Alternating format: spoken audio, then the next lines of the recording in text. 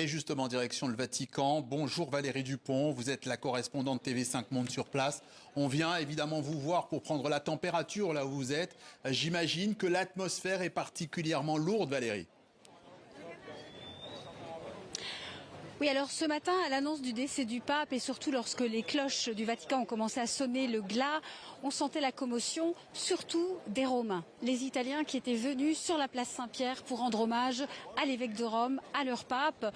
Les touristes qui étaient à Rome, évidemment, venaient plus en curieux. Certains étaient aussi sous le choc. Mais c'est vrai que c'est un peu une atmosphère un peu mitigée, j'ai envie de dire. On n'est pas dans la grande commotion qui avait touché lors du décès du pape Jean-Paul II, qui était survenu le soir sur une place Saint-Pierre très triste avec des religieuses qui venaient prier. On est encore un petit peu dans le choc après l'information, mais dès ce soir à 20h avec la reconnaissance de la mort par le camerlingue, le cardinal Farel, cela va donc être officialisé. Le pape sera ensuite exposé dans son cercueil ouvert dès demain dans la basilique Saint-Pierre. Pendant 3 jours, les fidèles pourront alors lui rendre hommage et on pense que là évidemment ce seront vraiment les catholiques, les pèlerins qui vont vouloir aller rendre hommage au pape, car vous le savez, on est dans une année jubilaire. Le pape François y tenait particulièrement et pour le moment, les groupes de pèlerins continuent à marcher sur la Via della Conciliazione vers la basilique. Donc c'est une atmosphère un peu particulière. Oui, alors allons un petit peu plus loin, Valérie.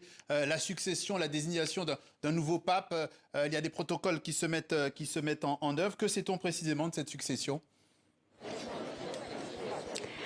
Alors, d'abord, il y aura les funérailles. Vraisemblablement, ce sera vendredi ou samedi. Ici, on pense plutôt vendredi, mais c'est évidemment le Vatican qui doit annoncer la date. Ensuite, il y aura plusieurs jours de recueillement pour les cardinaux qui vont penser au futur de l'Église. Et puis enfin, le conclave. Alors, pour le moment, la succession, c'est encore un peu tôt pour commencer à en parler. On sait quand même qu'il y avait pas mal de tensions au sein de la curie romaine avec le pape François, mais on sait aussi que le pape François a nommé les 3/4 des cardinaux qui vont se réunir à la chapelle Sixtine. Donc on sait sans doute que cette succession sera marquée par le pape François. Donc c'est encore un petit peu tôt pour donner des pronostics évidemment, mais déjà ici au Vatican, dans les couloirs du Vatican, clairement les équilibres commencent à se former.